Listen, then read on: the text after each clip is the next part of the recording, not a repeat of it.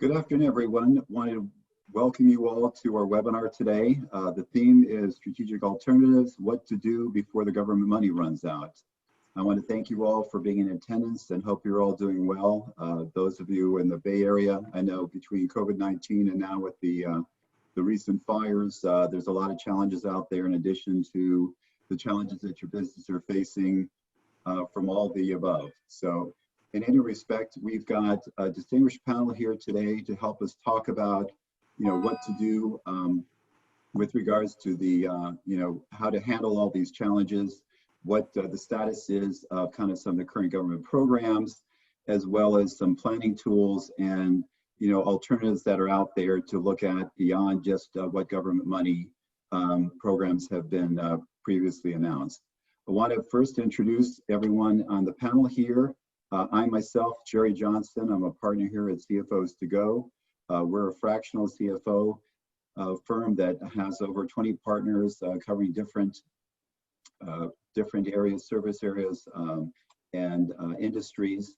We also have a search function where we can staff for a lot of different projects.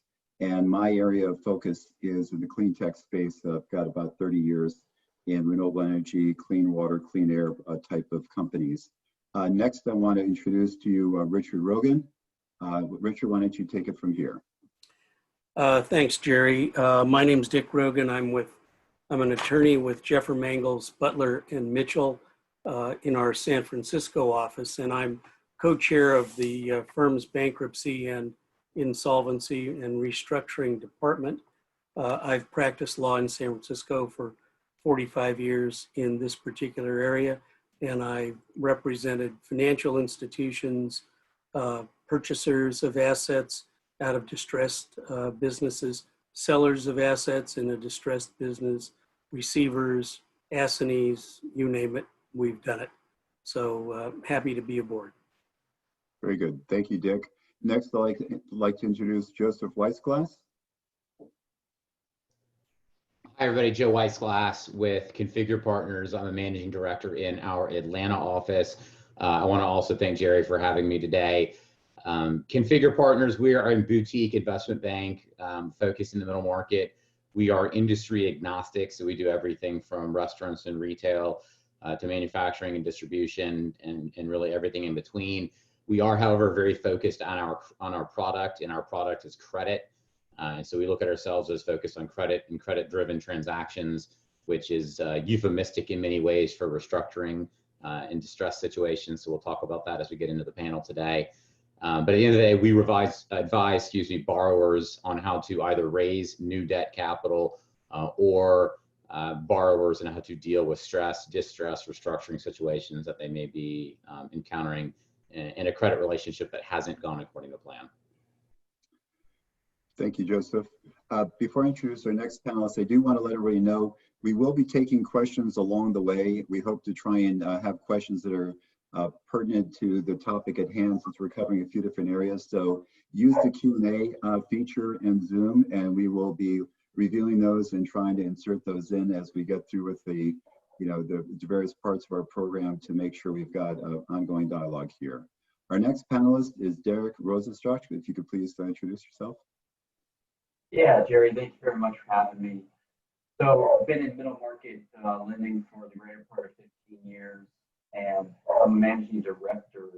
As managing director, I lead CIBC Bank's regional office in Northern California, Pacific Northwest. My group and I are a national team. We help companies nationally maximize liquidity through custom structured lines of credit. Hey, Derek. How are you doing? Could you get a little bit closer? I'm not sure I can hear you that well. Okay. Sorry. How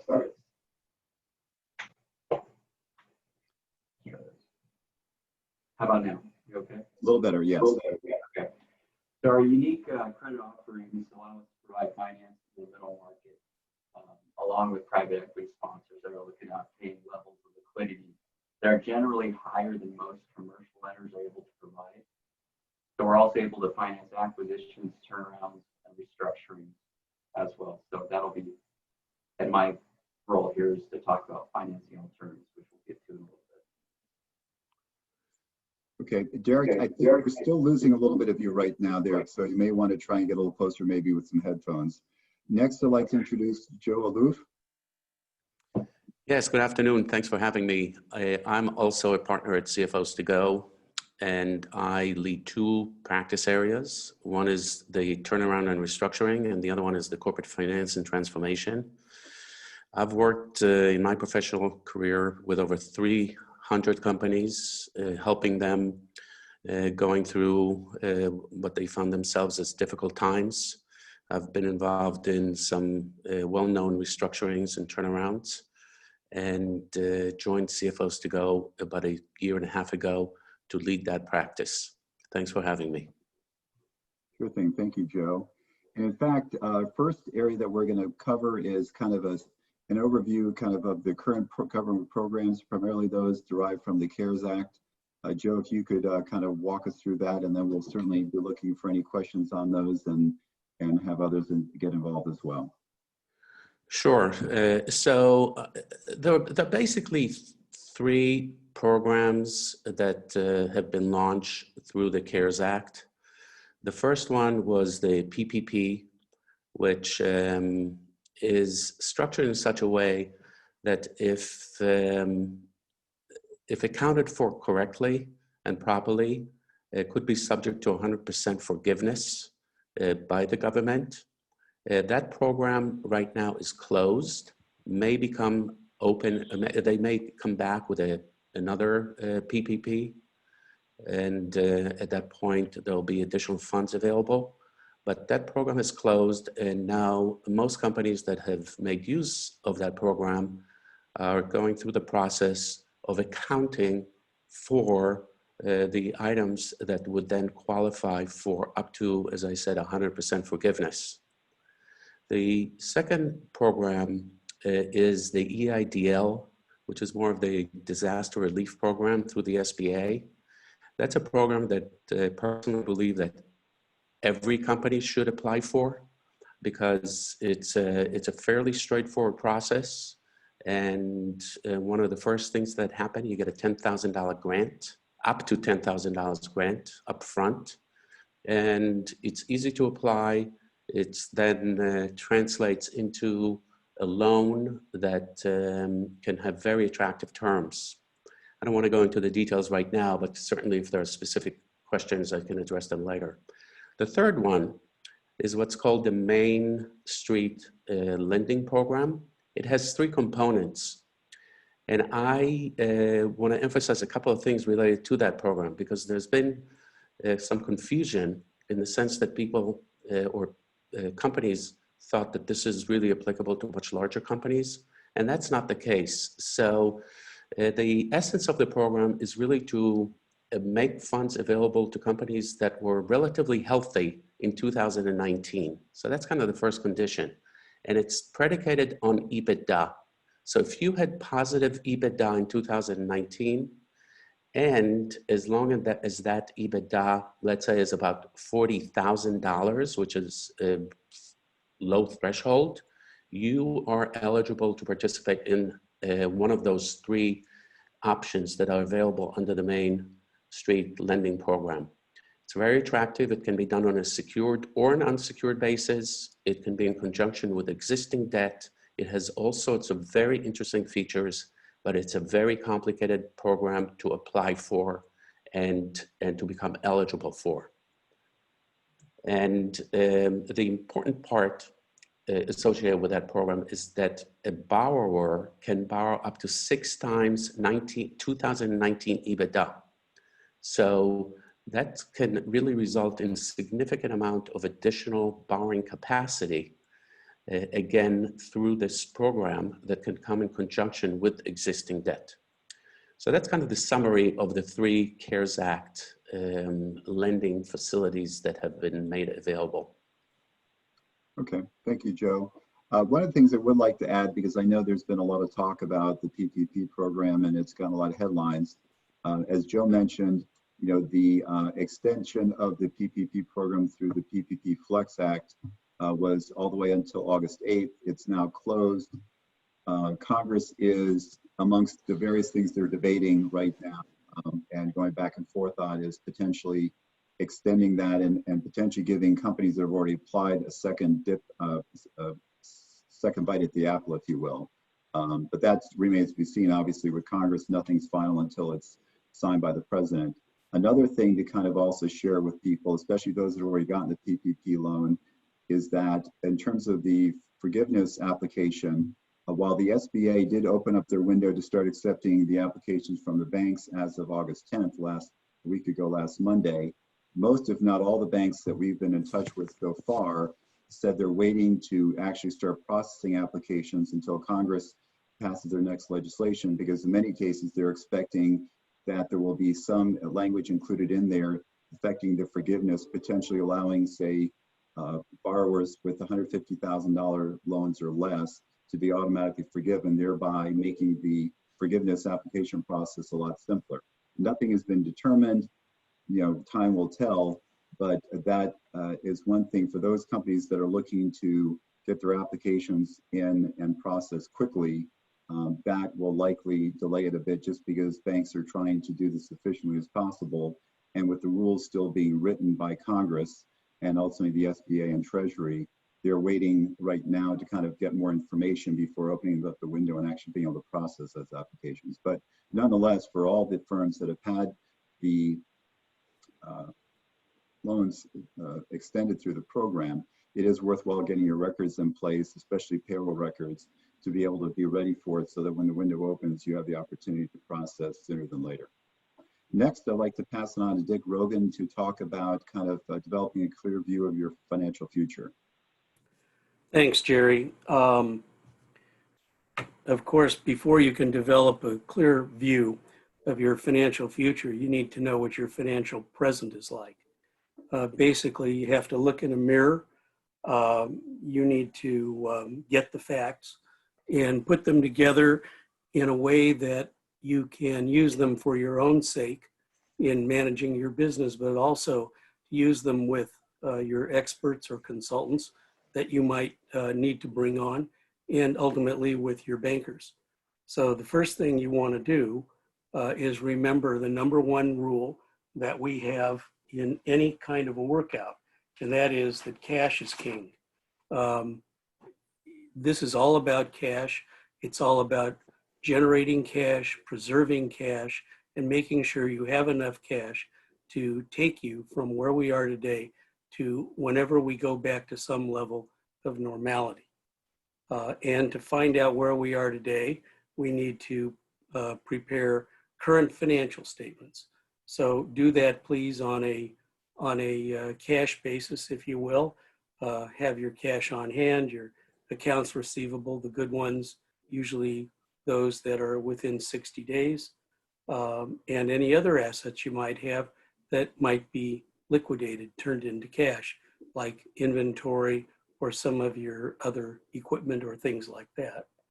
You also need to quantify your liabilities, and you need to know exactly what do you owe, who do you owe it to, when is the payment due, what are the accounts payable that you have, what do they look like in terms of an aging, and then the other thing I think it's always a good thing to do is to run a UCC search on your own business so you can find out exactly what type of collateral did you pledge, because sometimes businesses don't keep good records and forget what they pledged and to whom. So this way you can go to your state, your Secretary of State, because UCCs are filed in your own state, state of organization, go to that state and get the UCC filing and find out where you stand.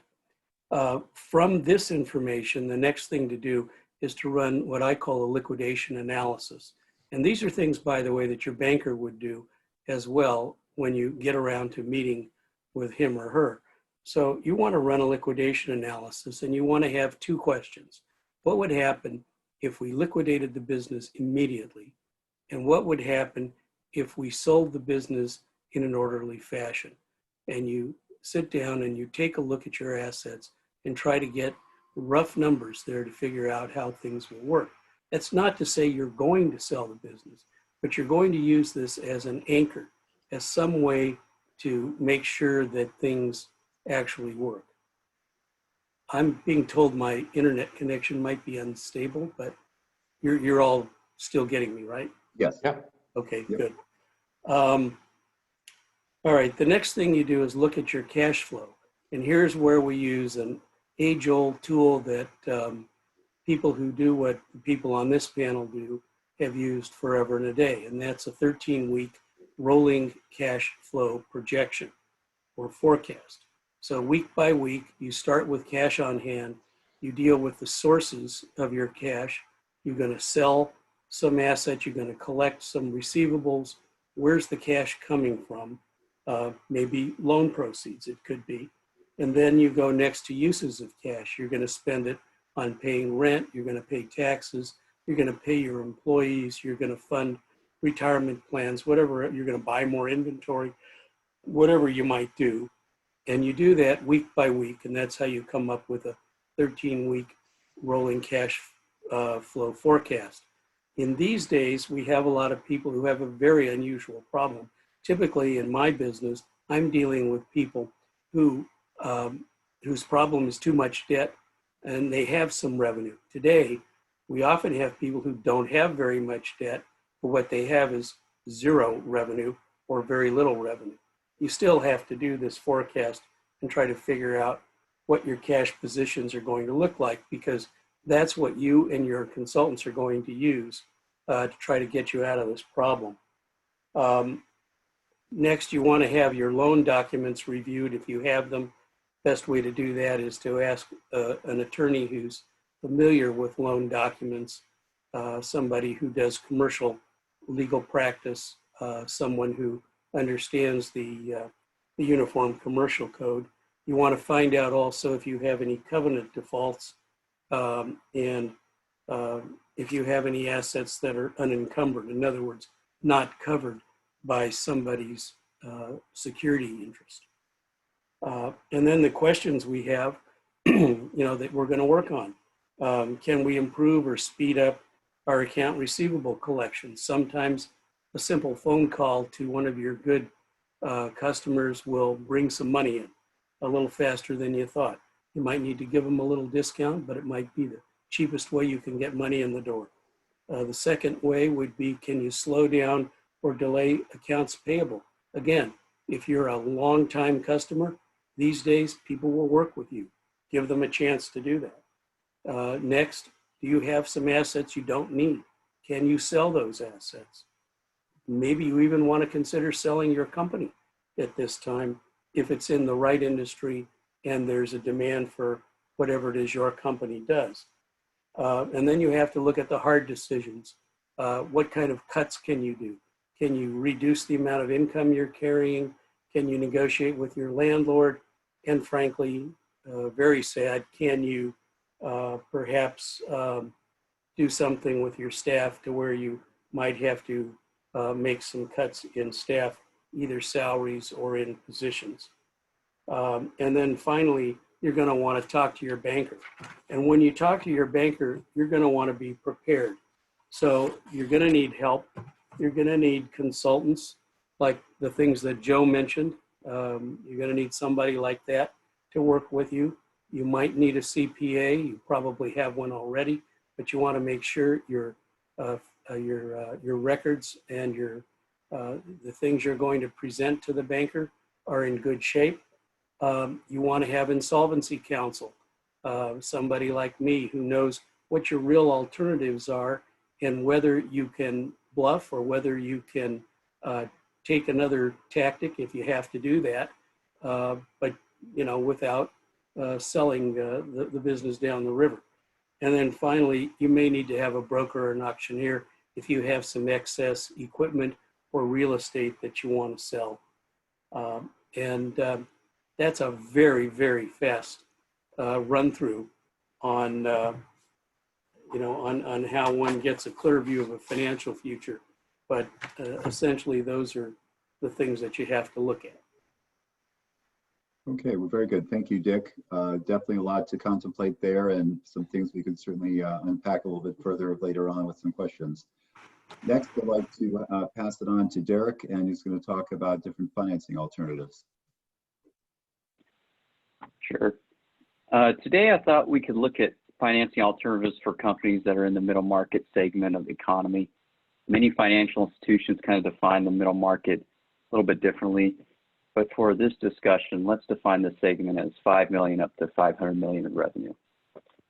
Now, for discussion purposes, we can use a middle market food manufacturing company that processes, say, canned vegetables, and maybe they sell it through e-commerce, retail, and food service channels. The company has traditionally maintained a top line annual revenue figure of, say, 60 million and is marginally profitable. So now let's layer in impacts from COVID that have caused supply chain issues as well as processing plant closures. So companies moving along, great. Maybe they didn't have a 13-week cash flow, they probably should have, but now COVID's upon you. And what happens? Well, the company will likely have a slump in revenue and may or may not be profitable on a trailing 12-month basis. Okay, we got an issue here. In this situation, the company has a line of credit with a large commercial bank with 3 to 4 covenants that are structured off of the balance sheet and EBITDA or cash flow. As COVID impacted the business, the company could have obtained several months of capital for payroll and rents from the PPP loans. During this period, the drop in revenue and EBITDA may have caused covenant violations, issues with monitoring, and now the commercial bank is wondering what's going on. So as quarters roll in after the March reporting cycle, the commercial bank notices that the company not only is in default of covenants, but maybe even lost a customer. So in this situation is pretty common at this point in time, and the company should evaluate their working capital partner. And this leads us into our discussion around alternatives. So the company could hire a debt advisor to leverage their network, or decide to begin alternative partner conversations on their own. So the first alternative is to begin conversations with commercial banks. Commercial banks are not all the same. So it isn't simply you go to a bank and they're going to look at credit the same way.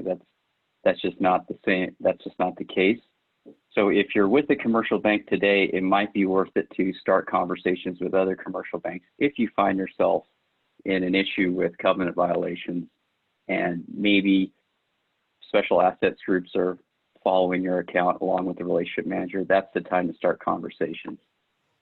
An alternative to this is that you can choose to work with a bank asset-based lender like CIBC that will most likely have appetite for a company that might not be profitable. The asset-based lender will structure a line of credit based on the company's working capital and fixed assets generally. This is advantageous because EBITDA or cash flow is not the focus as it generally is with many commercial lenders. The asset-based lender can kind of allow you to get through the rough cycle and turn the ship back around, if you will. So a lot of the commercial lenders they don't underwrite to the assets, they're more so underwriting to your cash flow, which was impacted by COVID or the loss of a customer. So kind of next up, kind of down the line here is the non-bank asset-based lending options. These lenders would be firms like Encina Business Credit or Sienna Lending Group. The difference here is that the lender will likely not have covenants, but will likely charge interest rates in the low double digits. While you might think that pricing is high, it is generally in line with the risk that's out there.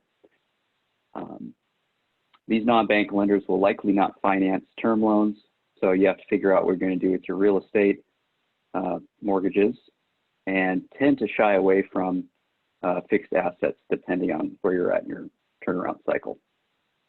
The final kind of route here to unlock liquidity based on working capital assets would be to work with a factoring company. Factoring firms such as LSQ and TCI Business Capital can provide AR financing as well as invoice factoring. The factoring companies help businesses meet obligations and grow by purchasing the receivables and advancing a percentage of the invoice amount on the same day. So once the invoice is paid, your factoring company remits the remaining balance to you, less a small fee called the factoring fee. So those are kind of as you're entering into risk, you know, you have a few options there.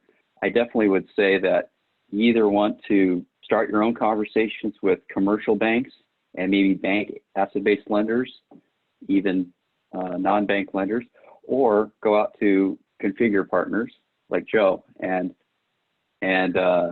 you know, look for debt advisory, because the name of the game is knowing the market and being able to have somebody in your back pocket when you need it. Because what you don't want to do is think, oh, this is the month that I'm turning around. Well, that month passes you by, and now it's a quarter. Now it's 2 quarters. And then pretty soon, Richard's being called to, you know, liquidate the business and possibly selling your assets off. So you don't want to let it get too far outside of your ability to control what's going on. So that's what I have on alternatives. Very good. Thank you, Derek. And seems like a good tee up there for Joseph to talk about corporate transformation and various programs there. Great. Thanks, Derek. That was a good segue. You know, for everybody listening in, I'll say we are one of the debt advisors, right, that Derek mentioned. We do everything from debt capital for healthy businesses to debt capital for stressed or distressed businesses, often called rescue financing. And then also do just outright restructurings, which is really what I've been asked to talk most about today.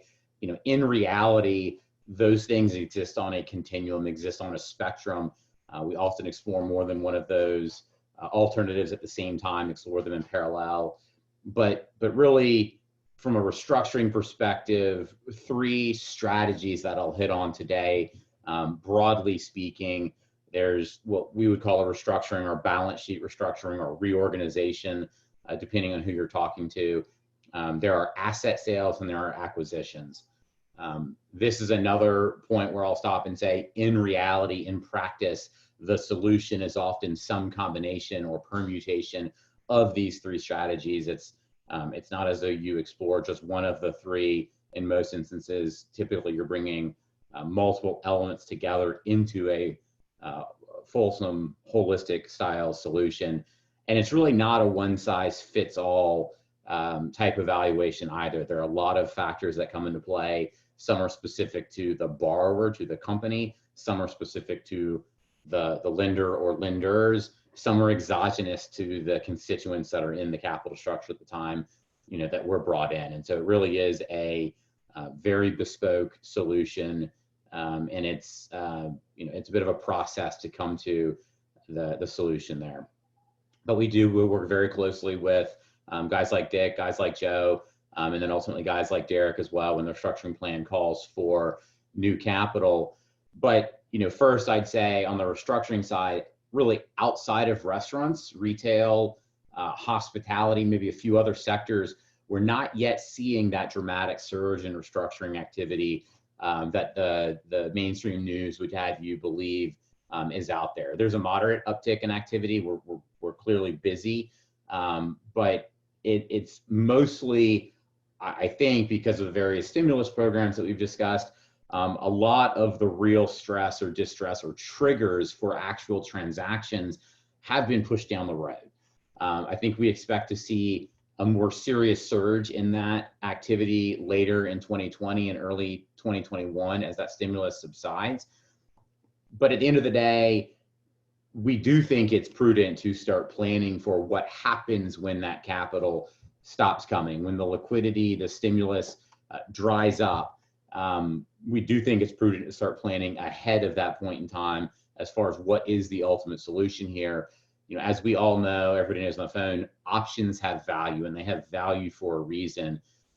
We've heard of a few of us hit on liquidity in different ways, but at the end of the day, starting to plan early will allow owners of stressed businesses to maximize the value of those stressed businesses, to protect the value of those stressed businesses prior to the point in time when they're out of liquidity. Because when you're out of liquidity, as Dick said, cash is king. When you're out of liquidity, you're out of options. And your option set as the owner of a distressed business dramatically smaller, and the prospects for a good outcome much lower. So I'd say, right now we are working with numerous borrowers on how to navigate the process, how to navigate conversations with lenders. Again, the strategies are very bespoke. It's very fact specific, but generally speaking, I would say management teams like to or often equate the word restructuring with Chapter 11, and that's not nearly always the case. Chapter 11 is a tool, but it is a very expensive tool, and the benefits need to outweigh the costs. I think some of you may have turned your head at me a little funny when I said the benefits of Chapter 11, but there are some benefits of Chapter 11. But it is a tool. It's expensive. We try to help our clients avoid it the best we can, unless it's really necessary. I'd say also, Chapter 11 is not a destination in and of itself. It is a pathway. It is a journey. Having a view to how you exit Chapter 11 and what is a long-term plan is really a vital element to deciding how it is you go into Chapter 11. That's really all I'm going to say about Chapter 11, because again, the majority of the activity for us is really on an out-of-court basis. Most of our clients are middle market clients. Chapter 11 is expensive for mega cap clients. It's particularly expensive, relatively speaking, for middle market clients. And then typically the capital structures for the clients that we're working with, they're simple enough that we can effectuate most, if not all, of the same relief on a consensual out-of-court basis with a negotiated outcome amongst the constituents without ever really bringing Chapter 11 into the dialogue. And so our current engagements really are focused on how to restructure the existing debt capital, sometimes to allow for new equity capital to come into the distressed situation, again, all on an out-of-court basis, in exchange for resetting covenants, reducing the face value of the debt, reducing the debt service, enhancing the liquidity. Sometimes we're bifurcating the existing note and bringing in, or converting, I should say, a portion of that debt into an equity-like security, getting a preferred return on the new capital. We're also evaluating, to Joe Alouf's point, we're evaluating Main Street actually as a tool in some of these restructurings where you can bring new, lower cost debt capital to the equation, partially satisfy your outstanding debt, maybe pay it off at a discount in certain instances, not all instances, but certain instances. And I've just rattled off a whole host of different considerations, and it really is just illustrative as to how fact specific or bespoke, to use those words again, the restructuring outcomes are. The asset sales, a little bit more straightforward, and you can look at an asset sale as a sale of the entire business, or a sale of non-core assets.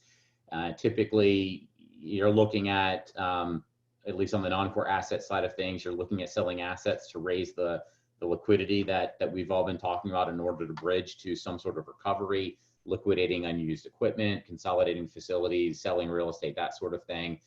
I would caution you all to be very focused on your credit agreement. In this instance, selling assets that are collateral, and this is near and dear to Derek's heart in particular, that are collateral of your lenders, that doesn't actually necessarily generate liquidity for you in the traditional sense, as your lender will often have a lien on those assets and a lien on that cash, and you may not have the ability to redraw that cash once you've been forced to pay down your lenders pursuant to the credit agreement. Acquisitions, it probably seems a little bit counterintuitive, but this is a very, very good time, if you are well capitalized, to be acquisitive. And we have a handful of both sponsored and non-sponsored businesses that are pursuing acquisitions right now. Again, if you have the capital, the traditional approach is just to approach and buy the company, but moments of stress and distress like what we're seeing right now, or dislocation like we're seeing right now, also introduce opportunities to acquire the debt of a business and employ kind of a loan to own strategy on a strategic basis. It's not very common, but it does happen. And in moments like this is when it's successful typically. But again, that's high level, many of the different strategies and some of the different considerations as far as employing those strategies when you start thinking about real corporate transformation opportunities in a distress context. Okay, well, thank you, Joseph. So we have time for questions at this point. A couple that have come in. One, I'll just to paraphrase, he was basically saying based on their current conditions, they're looking for what other additional government funds or programs are out there that don't need to be repaid. From my own perspective, I know we've talked about the PPP. Until Congress comes up with something else that would either be PPP2 or something like that, there's nothing available in that. That program has expired. As well, the EIDL program, which is not free money, but it is, it does have the structure to be able to defer payment for a year, and the interest rates are relatively low at 3.75%.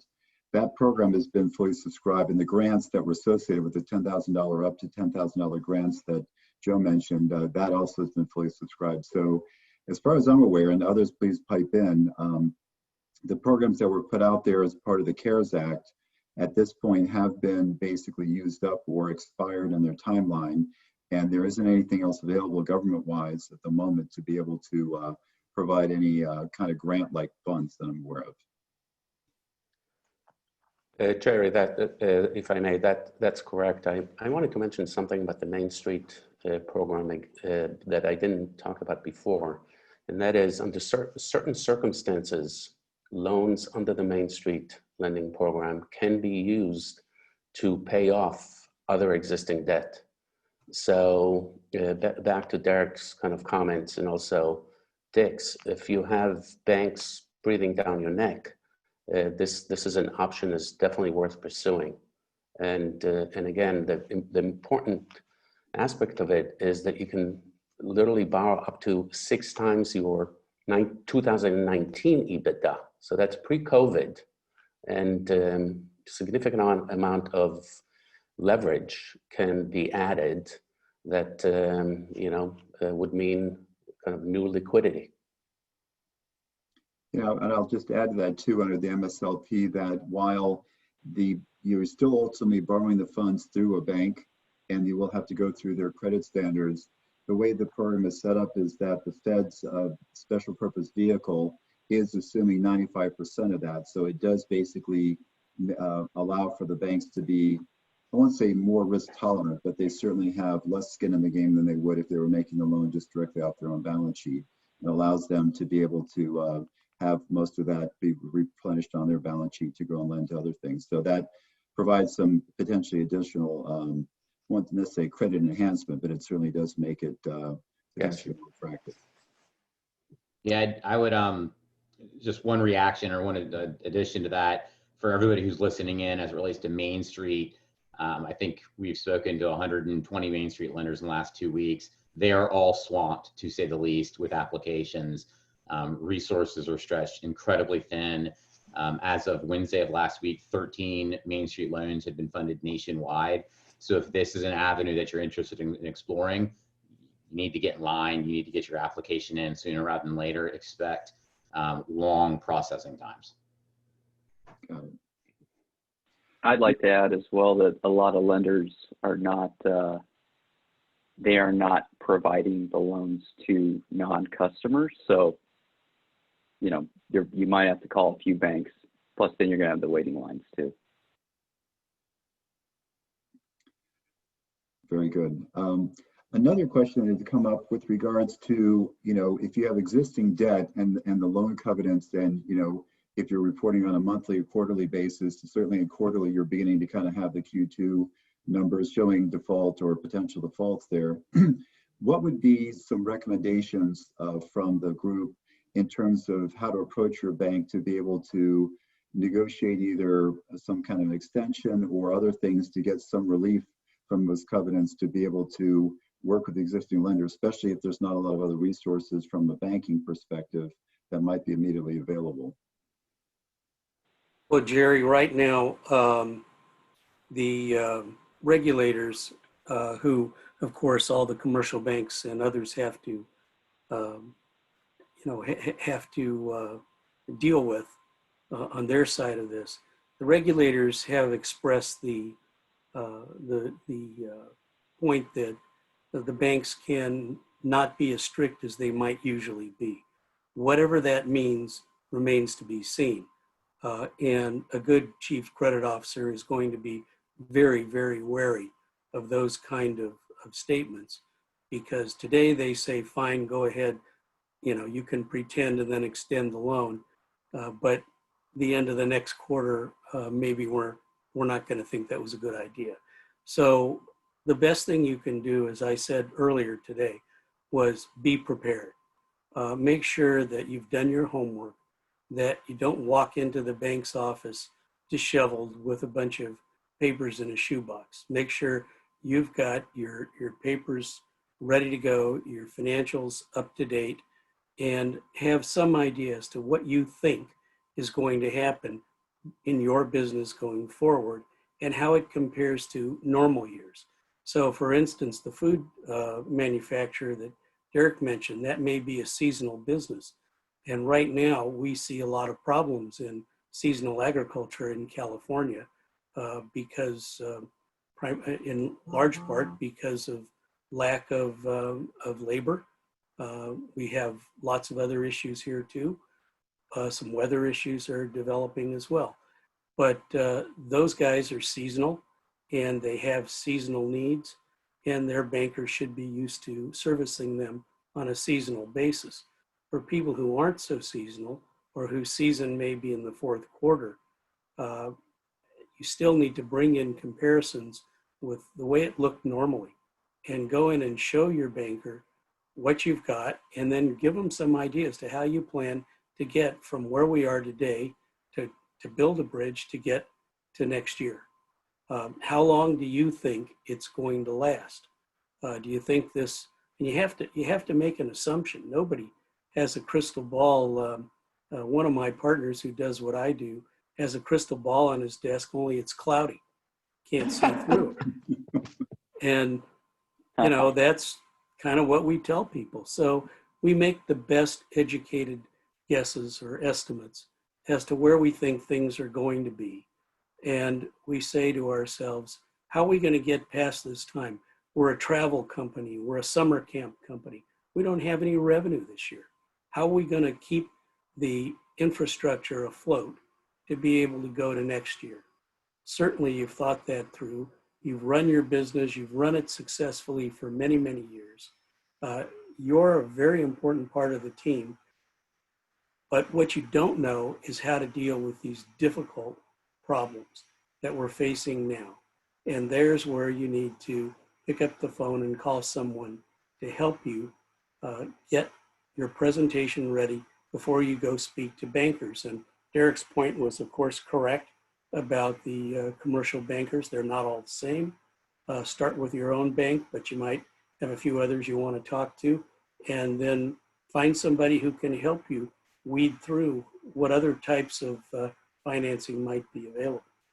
But it's very, very important to be prepared in this day and age.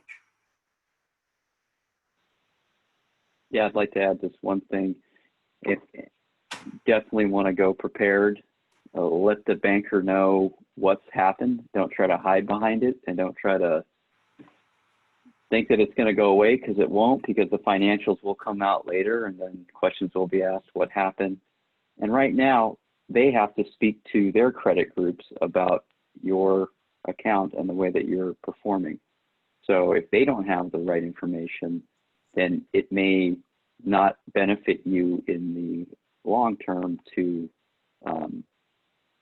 not bring that information to the table, because they won't be able to basically speak about your business at this time. And I think the first thing that you want to do is go in there and get your waiver letter, because if they don't waive it, then there's going to be an issue with the covenant violation down the road. Yes, banks are, from a regulatory perspective, are given a little bit of leeway here, but once again, there's no formal definition on that.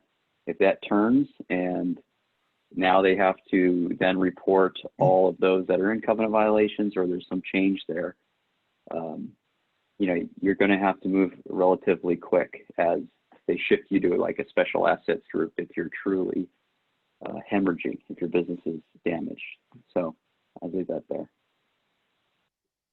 Yeah, I think I'd add a couple more points that, and most of these have been made in different ways previously, and Derek may cringe when you hear me say this, but you know, at the end of the day, all of the activity that you take when you start approaching a stress or distress situation, it's anchored in the alternative set that's available not only to you as an owner of the business, but to the lenders as a lender to the business.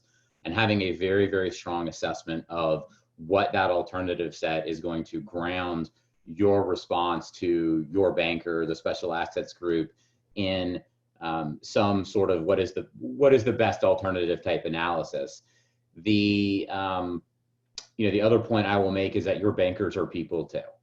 And so making sure that they are informed, being as candid as you can possibly be with them. Don't put them in a position to look bad within their organization because you've not fully disclosed something to them, or you haven't been fully candid with them. You know, the most contentious, difficult situations we've ever been involved with start with some level of lack of full transparency, lack of communication, and it takes a long time to recover from that. I don't think anybody questions that what we're dealing with right now is unprecedented, and so it is okay to admit that there are challenges in the situation, and there's also, to Dick's point, it's okay to admit that you don't have full clarity on the future, and have that sort of candid conversation with your banker. Jerry, the only thing I would add to all these excellent points is don't do it yourself. It's most of the time, it's the first time that you've ever faced a situation like this.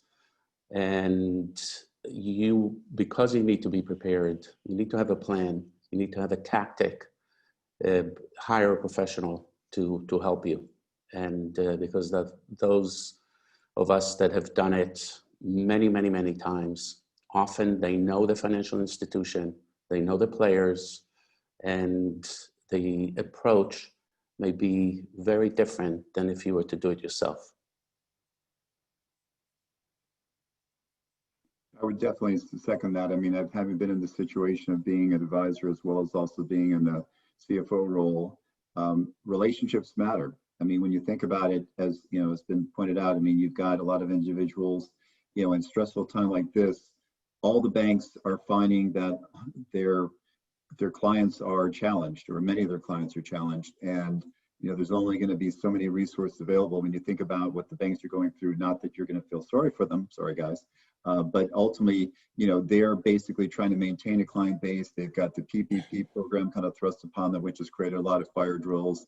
You know, the Main Street Lending Program has also kind of got its own fire drill, and it really does help to be able to have, you know, a trusted advisor be able to help cut through some of the noise, to be able to talk to the right people that can make decisions on these things, and ultimately have a credible plan. I mean, certainly sooner is better than later in terms of talking to the banks, because the more time that you give them, the more time that you can give yourself towards looking towards options, the more likely they are to kind of work with you and help manage it, because ultimately the banks are not trying to write off or write down loans or put you into, you know, a distressed assets group. That doesn't make them look good if they're the relationship manager. So they're trying to figure out how to make this thing work, but they have to work with good information and be, you know, somebody that basically understands what the rules of the game are and be able to kind of work through that. So that's definitely an important step. One thing I would also like to bring up, just kind of thinking about this with regards to the PPP program, because I know it's come up. We've worked with a number of clients in getting the loans and also helping them go through the forgiveness process, that I think the tenor of things have changed as they adjusted the program to have an 8-week forgiveness to now up to 24-week forgiveness. And some of the rules have changed in terms of if you laid off people or you had reductions in their wages for a period of time and the restoration of that.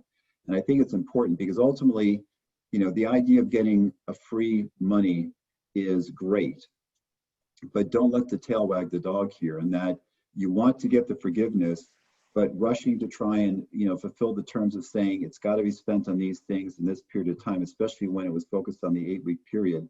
And it's like the money comes in, you're spending it all on wages. And it's not to say you don't want to take care of your employees, but if ultimately you basically spend all the money that comes in as soon as it comes in and paying the payroll under the same conditions that you had before the COVID hit, you'll find that you basically no better off, 10, 12 weeks down the road when that 2.5 months worth of payroll comes in through the PPP program. And while for a lot of you, the money's come in long enough ago that those decisions have been made, for those of you that have gotten more recently, you really need to be thinking about that 13-week cash forecast, and really probably looking out beyond that. I mean, you should be looking 6 to 12 months, because realistically, until a vaccine comes out, for many industries, there's going to be an impact. And even then, who knows how long it's going to take before you really see the full relief and kind of back to normal, if there is such a thing.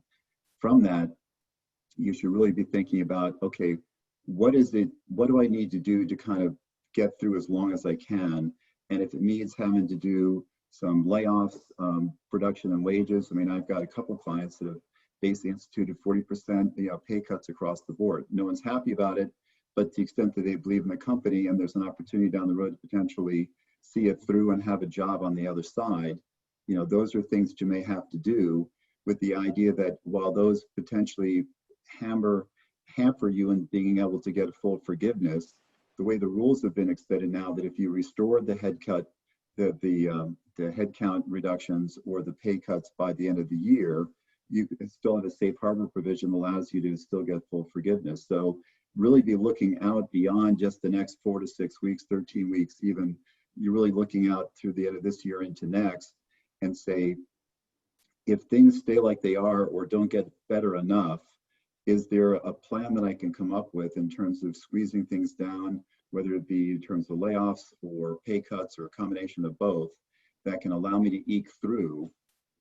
You really need to do something you consider. And you can't just put it off the board because you're saying, well, I got this money from PPP to be able to pay payroll. I need to use it for that. It's like, well, to get full forgiveness, that's true. But if the business is basically runs out of money before the end of the year because things didn't come back together and we paid all that, while it's certainly a good thing that you pay the people that you could when you could, if the business is gone and they lose their jobs, I mean, are they any better off? So really, the financial health of the company has got to be something as a business owner you're looking at as much as anything. And you really need to be kind of thinking about this longer term plan and the scenario planning that others have talked about, and saying, what's the path forward and can I get to the other side in some form or fashion to have a business that's still left. Okay. One other item that had come up that I wanted to circle back to was, in terms of looking at some of these different restructuring opportunities and options, I mean, what's a normal timeline for that? I mean, what do we see as, if you're thinking about this scenario planning and you are trying to, figure out at what point would I see money coming in from this? What's a realistic set of assumptions there? Because that's also part of the planning process to say, well, when do I need to turn this on? So Dick, I'll go first, and I'll be, feel free to jump in and disagree with me. Typically speaking, restructurings on average are a 6-month process. And there are moments when they go faster than that. And I've closed restructurings that were 3 years in the making as well. And that's also the exception. But it's about 6 months to get up to speed, develop your plan, propose your plan, negotiate through the back and forth of your plan, and then document the plan. Yeah, that's right. If you get into a bankruptcy case, for instance, and now we have the new subchapter S bankruptcy under the CARES Act, it's been extended for small businesses, which they define as up to 7.5 million of aggregate debt, that you can basically drag the debt out for as long as 5 years if you're a borrower and you meet that criteria. I agree with Joe before. It's always better not to go file a bankruptcy case if you can do it out of court. An out of court Chapter 11 type case is always the best way to handle it. because you have lots of flexibility and you can do pretty much what you need to do. Once you get into bankruptcy, the wheels of justice are turning ever so slowly these days. Very, very slow. It can take months to get a hearing. And frankly, that can just kill a business just sitting there waiting. So really the best thing to do is to try to work with your advisors and try to bring everybody together. And maybe today we can't put everybody in a room, give them coffee and lock the doors until they come out with a solution, because that's what we always used to say we'd do. But today I guess you have to make them sit there on Zoom until their eyes get blurry. But whatever it is, you've got to sit down and do the hard work and try to identify the various different interests that are in your deal. Do you have a secured lender? Do you have equity investors? Do you have mezzanine debt?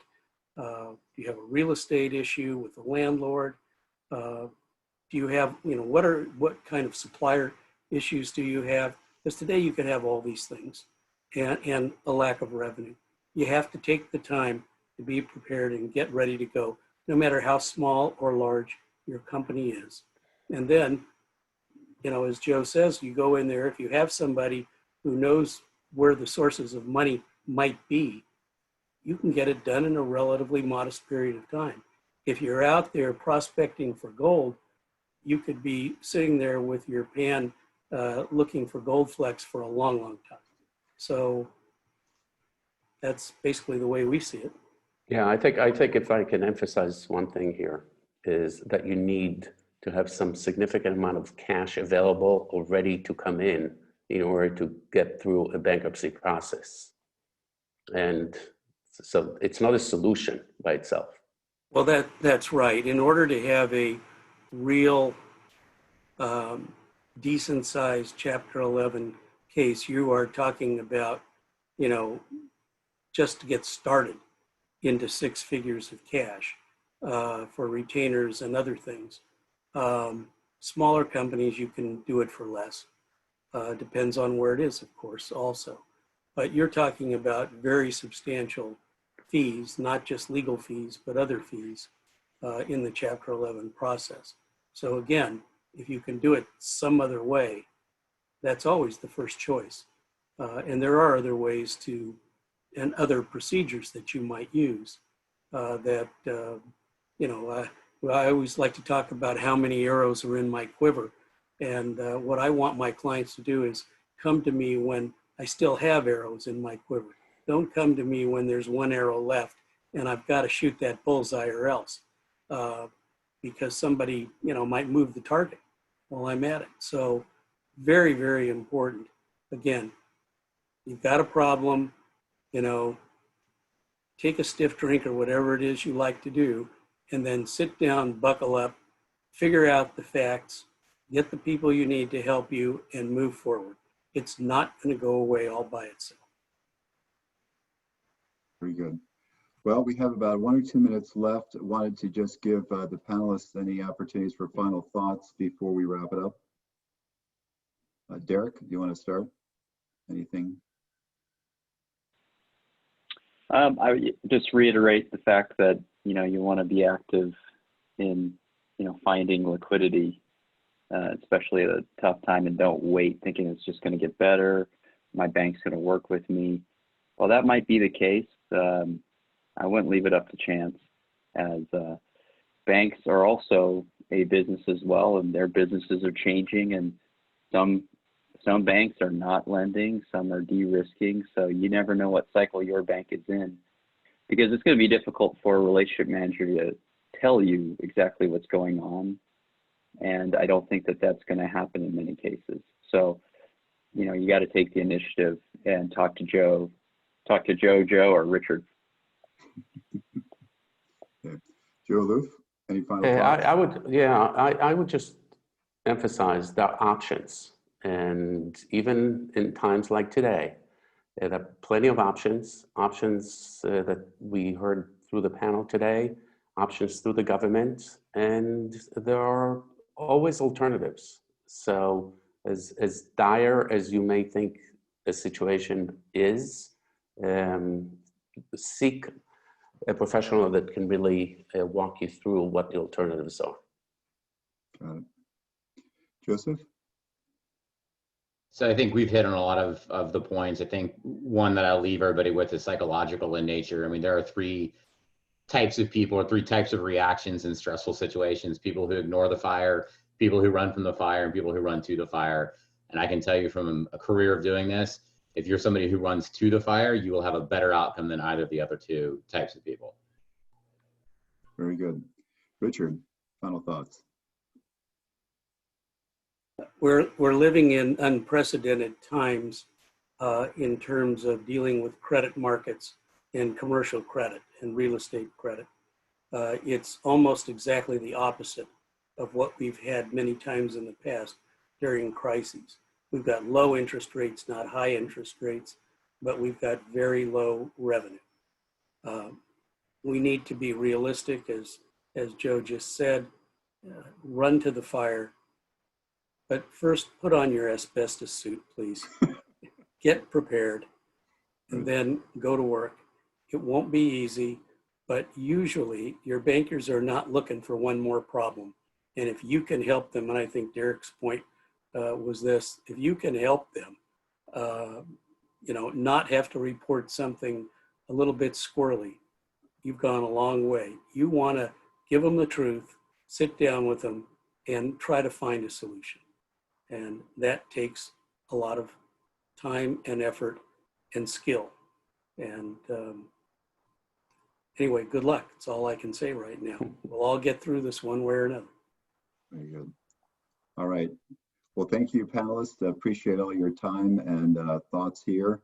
Everyone on the webinar, I appreciate you for participating and attending. And if you have any further questions, you can certainly reach out to us. Each of us on the panel here are certainly available for future conversation and engagement, and would love to be able to help you in any way we can. So thank you all and stay safe. Thank you. Thanks, Jerry. Yep.